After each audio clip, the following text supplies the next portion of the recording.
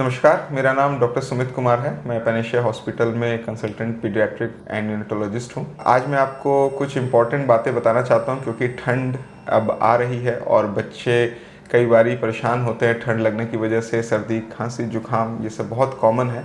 इनसे बचने के कुछ साधारण बट बहुत इम्पॉर्टेंट उपाय हैं जो आप घर पे कर सकते हैं। पहला तो सबसे इम्पॉर्टेंट है कि बच्चों का खान पान। ऐसे सर्दियों में बच्चों का खान पान होना बहुत ज़रूरी है, अच्छा होना बहुत ज़रूरी है। उसमें विटामिन सी ये सब चीज़ें होनी चाहिए जो कि इन्फेक्शन से लड़ने की ताकत रखती है। तो आप पहले खाने को और अच्छे तरीके से बच्चों को दें, गर्म खाना दें, अच्छे क्वालिटी फूड्स दें और जितना भी हो सके ठंड चीज़ अवॉइड करें, जैसे कि ठंडे कोल्ड ड्रिंक्स हुए, ठंडा दही, ये सब चीज़ें थोड़ा सा अवॉइड किया जाए तो काफ़ी अच्छा रहता है। दूसरा, सही समय पे सोना बहुत इम्पॉर्टेंट है। सही समय पे सोना, ठंड में कई बारी लेट से सोना, लेट से जगना, ये सब चीज़ काफ़ी प्रॉब्लम करता है। बाहर निकल के खेलना कूदना बहुत ज़रूरी है।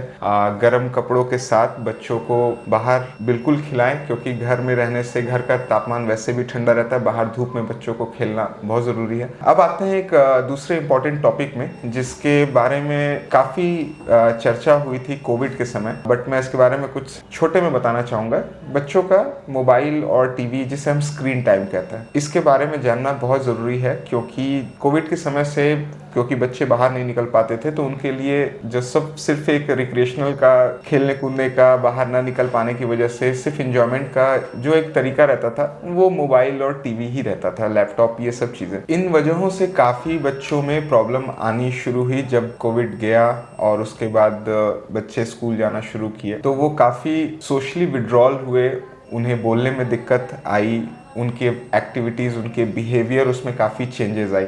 ये सब एक इससे क्राइटेरिया भी दिया गया था जिसे वर्चुअल ऑटिज़म के नाम से जाना जाता है। इन सब में यही प्रॉब्लम होती है, बच्चे सोशली विड्रॉल करते हैं, बोल नहीं पाते हैं ठीक से, इंटरेक्ट नहीं कर पाते, स्कूल में अच्छे पढ़ाई करने में उन्हें दिक्कत आती है, दूसरे बच्चों के साथ बातें करने में प्रॉब्लम आती है। तो ये चीज़ को सॉल्व करना का बहुत ही सिंपल तरीका है, बट इसके लिए कुछ काफ़ी कठिन स्टेप्स लेने पड़ते हैं जिसमें से स्क्रीन टाइम कम करना बहुत ज़रूरी है। स्क्रीन टाइम बेसिकली क्या होता है कि आपके घर में किसी भी प्रकार का मोबाइल, टीवी, लैपटॉप, ये सब स्क्रीन्स में आता है, इन्हें कम करना ज़रूरी है।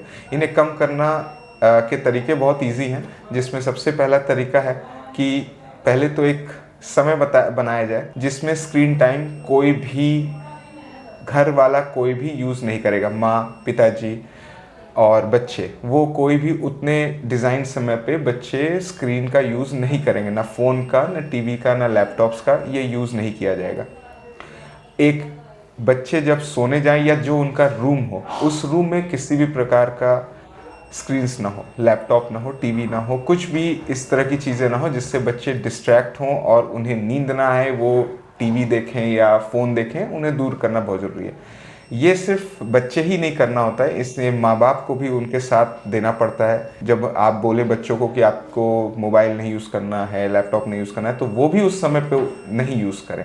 तो ट्राई करें कि उन समय में जब उनको दिया जाए तो बाकी समय पे बच्चों पे ध्यान रखा जाए कि वो फ़ोन यूज़ ना करें, टीवी जाके ना देखें, छुप के ना देखें। तो ये इन्हें तरीके से स्क्रीन टाइम कम करना बहुत ज़रूरी है। धन्यवाद।